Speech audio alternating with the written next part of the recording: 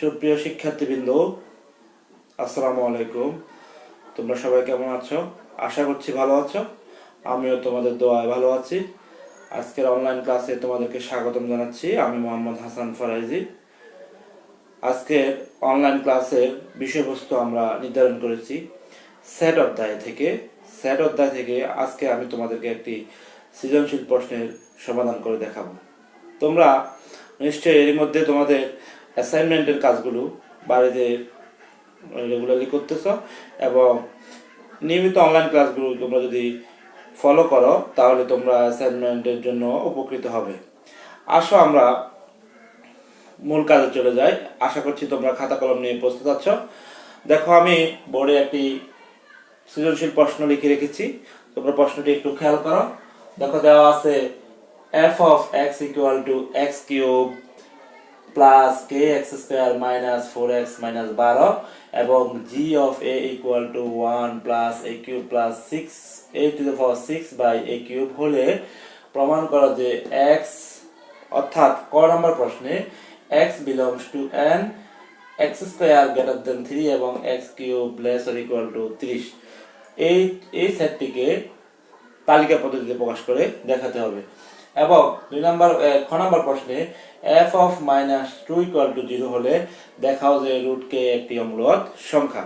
এটি প্রমাণ করে দেখাতে হবে এবং প্রমাণ করে করো যে g of a square equal to g of minus a square। এই তিনটি প্রশ্ন থেকে আমরা যতটুকু পারি আজকে সমাধান করব। পরবর্তী ক্লাসে বাকি প্রশ্নটি সমাধান করে দেখাবো।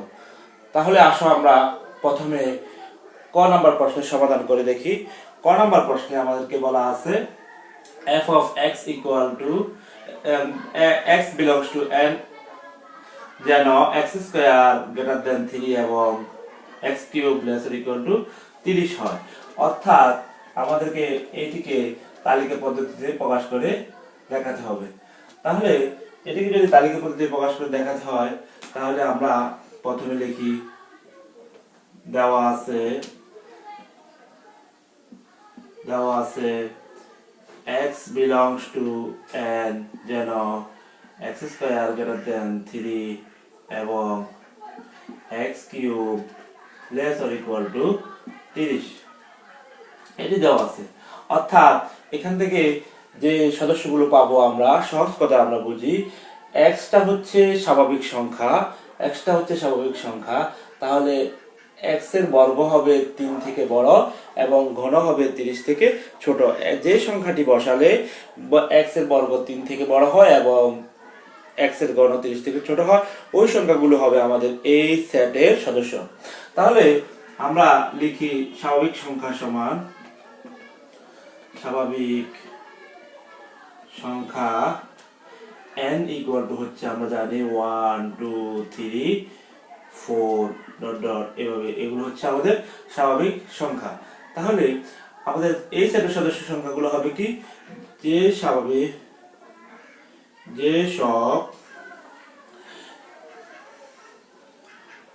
সকল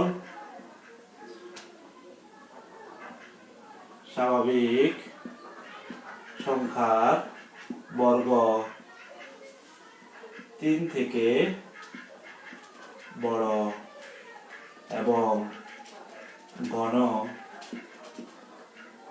30 থেকে ছোট বা সমান, সেগুলোর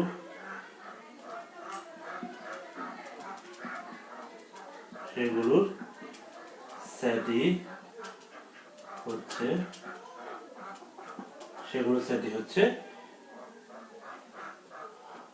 প্রাপ্ত সেট।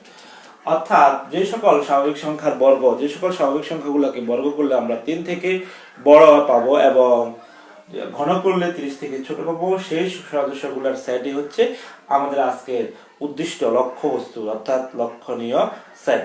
তাহলে আমরা যদি বসাই x ইকুয়াল টু যদি 1 হয়, x ইকুয়াল টু 1 হলে x square equal two 1 square equal two 1 greater than 3 এবং x cube equal two 1 cube less or equal to 30। তাহলে দেখা গেছে 1টা কি 3 থেকে বড়? না, বড় নয়, তাহলে নট গ্রেটার দেন। আর এটা ঠিক আছে, তাহলে x ইকুয়াল টু যদি 2 হয় তাহলে x square equal two 2 square equal two 2 4 not greater than 3, অর্থাৎ 4টা গ্রেটার দেন 3 এবং x cube equal two 2 cube less or equal to 30। তাহলে x ইকুয়াল টু যদি 3 হয় x square equal two 3 square equal two 9 greater than 3, x cube equal two 3 cube less or equal to 3 cube equal two 27, 3 cube equal two 27 অর্থাৎ greater equal to 30। আবার x equal to যদি 4 হয় তাহলে x square equal to 4 square equal to 16 greater than 3, x cube equal to x to the power 4, x to the power 4 equal to 4 cube অর্থাৎ 64 30, not greater than 30। তাহলে আমরা দেখতে পাচ্ছি আমরা দেখতে পাচ্ছি x ইকুয়াল টু যখন আমরা 2 বসাই তখন x স্কয়ার x এর 2 এর বর্গ 4 পাই যা 3 থেকে বড়, আবার সেটা গণ করলে 30 থেকে ছোট হয়। আবার x ইকুয়াল টু যখন আমরা 4 বসাচ্ছি তখন আমরা পাচ্ছি x স্কয়ারের বর্গটা হচ্ছে 16, কিন্তু ঘন করলে আমরা পাচ্ছি 66 যা 30 থেকে ছোট। তাহলে আমাদের যে শর্ত ছিল সেটি ছিল কি, যে সকল স্বাভাবিক সংখ্যার বর্গ করলে 3 থেকে বড় এবং ঘন করলে 30 থেকে ছোট সংখ্যাগুলো আমরা পাচ্ছি, ওই স্বাভাবিক সংখ্যাগুলোর সেটই হচ্ছে আমাদের প্রাপ্ত সেট। তাহলে আমরা এখানে দেখতে পাচ্ছি তাহলে 2 থেকে আমরা পাচ্ছি 2 এবং 3 আমাদের শর্তগুলো পূরণ করে, 4 থেকে 4 শর্তটি পূরণ করে না এবং 2 এর আগের সংখ্যাগুলো আমাদের শর্তগুলো পূরণ করে না। তাহলে আমরা লিখতে পারি শর্তানুসারে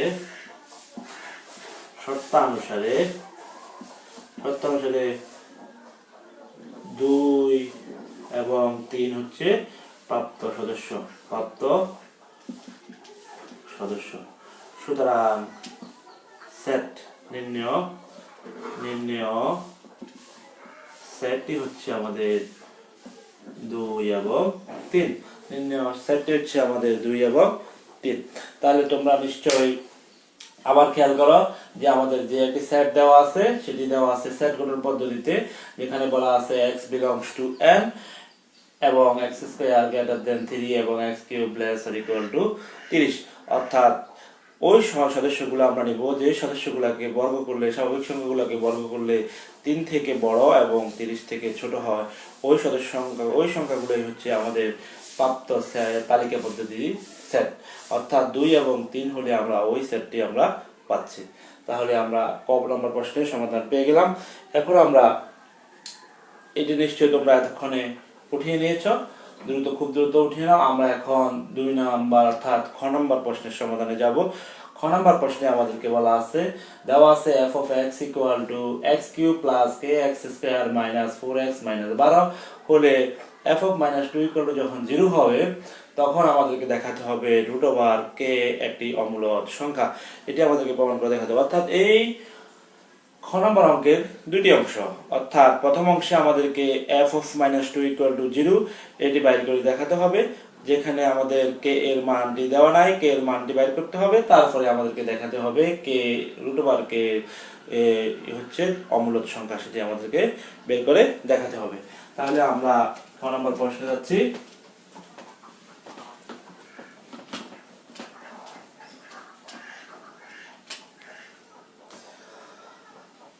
দেখো খ নম্বর প্রশ্নের সমাধানে বলছে কি,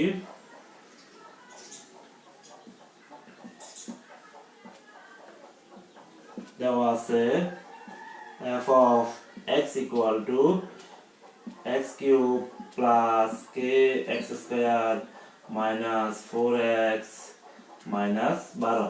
এটি আমাদেরকে প্রশ্নে দেওয়া আছে।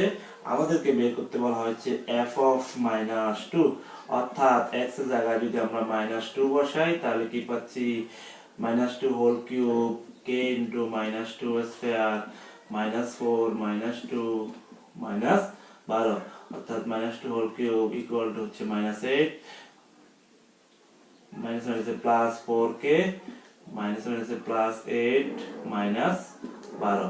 তাহলে আমরা যদি এটি কেটে দিই তাহলে পাচ্ছি 4k -12।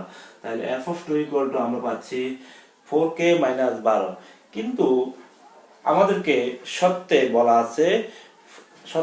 আছে f(-2) ইকুয়াল টু হচ্ছে 0। যেহেতু শর্ত মতে f(-2) equal to 0, f(-2) equal to আমাদেরকে বলা আছে 0। তাহলে আমরা f(2) এর মান পাচ্ছি 4k -12 ইকুয়াল টু 0। f(2) এর জায়গায় 4k তে বসিয়ে দিলাম, তাহলে f(k)(2) ইকুয়াল টু 4k -12, অর্থাৎ সমাধান করলে আমরা কি পাচ্ছি, 4k ইকুয়াল টু 12 বা k ইকুয়াল টু হচ্ছে 12/4 ইকুয়াল টু 3, অর্থাৎ k ইকুয়াল টু হচ্ছে 3, অর্থাৎ k এর মানটি হচ্ছে 3। তাহলে যেহেতু k ইকুয়াল টু 3, তাহলে সুতরাং k কে যদি ওই k এর উভয় অংশকে যদি আমরা রুট দিই তাহলে আমরা কি পাচ্ছি, সুতরাং উভয় অংশকে যদি রুট ওভার করি তাহলে রুট k ইকুয়াল টু আমরা পাচ্ছি root 3, root k equal to আমরা পাচ্ছি রুট 3। তাহলে আমরা রুট কে অমূলদ সংখ্যা প্রমাণ করে দেখাতে বলা হয়েছে পরের অংশে। তাহলে রুট কে মানে হচ্ছে রুট 3 প্রমাণ করে দেখালে হবে রুট 3 অমূলদ সংখ্যা। এটি আমরা এখন প্রমাণ করে তোমাদেরকে দেখাবো। আমাদেরকে বলা আছে রুট 3 একটি অমূলদ সংখ্যা, এটি প্রমাণ করে দেখাতে বলা হয়েছে। তাহলে তোমরা নিশ্চয়ই এই অংশটি উঠিয়ে নিয়েছ, আমি এই অংশটি মুছে দিচ্ছি।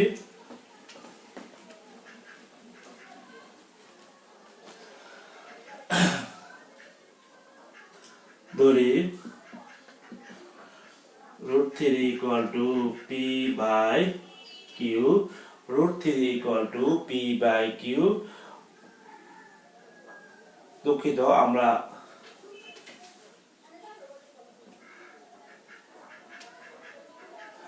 root 3 equal to যদি p by q হয় তাহলে উভয় অংশকে যদি আমরা বর্গ করি তাহলে আমরা পাই root 3 whole square equal to p square by q square। উভয় পক্ষে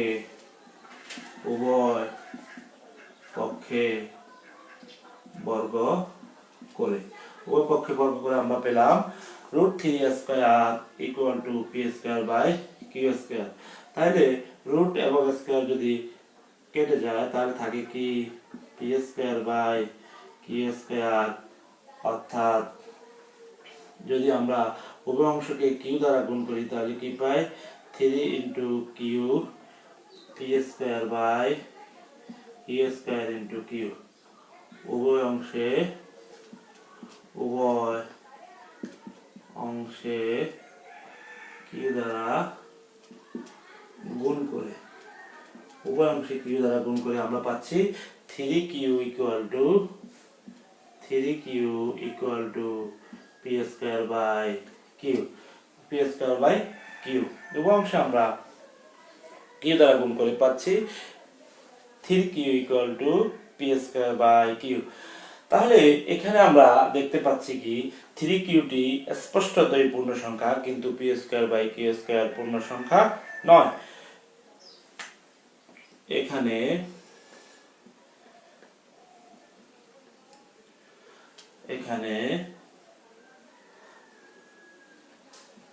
স্পষ্টতই 3q একটি পূর্ণ সংখ্যা, কিন্তু p square by q পূর্ণ সংখ্যা, কিন্তু p square by q পূর্ণ সংখ্যা নয়। কিন্তু পি স্কয়ার বাই কিউ পূর্ণ সংখ্যা নয়,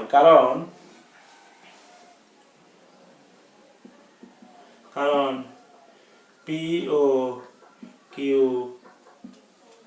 স্বাভাবিক সংখ্যা, যেখানে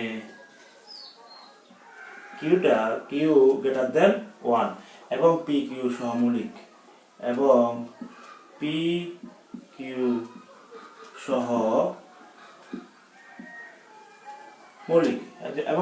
সহমৌলিক তাহলে আমরা এখানে দেখতে পাচ্ছি কি, এখানে দেখতে পাচ্ছি 3q পূর্ণ সংখ্যা এবং পি স্কয়ার বাই কিউটা পূর্ণ সংখ্যা নয়, কারণ হচ্ছে পি কিউ পূর্ণ সংখ্যা স্বাভাবিক সংখ্যা, যেখানে কিউ গ্রেটার দেন 0 এবং পি কিউ সহমৌলিক। তাহলে √3 কে আমরা পি বাই কিউ আকারে কোনো সংখ্যা ধরতে পারবো না, পি বাই কিউ আকারে কোনো সংখ্যা আকারে এটি প্রকাশ করা যাবে না। তাহলে আমরা বলতে পারি কি, তাহলে আমরা বলতে পারবো √3 কে পি বাই কিউ আকারে কোনো সংখ্যায়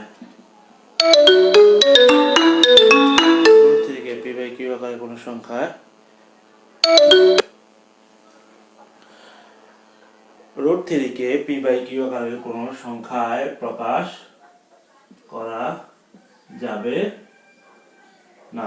√3 কে পি বাই কিউ আকারে কোনো সংখ্যায় প্রকাশ করা যাবে না, অর্থাৎ √3 not equal to p by q, অর্থাৎ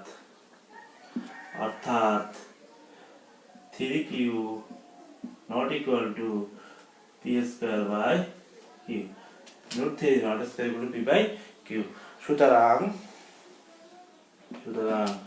√3 বা √k একটি অমূলদ সংখ্যা,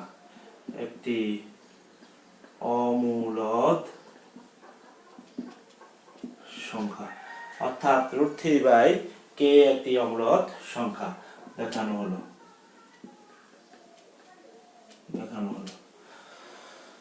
তাহলে তোমরা নিশ্চয়ই আরো ভালোভাবে এটি অনুশীলন করবে এবং অ্যাসাইনমেন্টের জন্য তোমরা প্রস্তুতি নেবে ভালোভাবে। অ্যাসাইনমেন্টগুলো প্রস্তুতি নিয়ে তোমরা নিয়মিত খাতা কলম নিয়ে নির্দিষ্ট সময়ে তোমাদের প্রতিষ্ঠানে হাজির থেকে অ্যাসাইনমেন্টগুলো জমা দিবে এবং নিয়মিত বাসায় অনুশীলন করবে, স্বাস্থ্যবিধি মেনে চলবে। তোমাদের সুস্বাস্থ্য ও দীর্ঘায়ু কামনা করে আজকের মতো আমার কাছে এখানে শেষ করছি। আসসালামু আলাইকুম।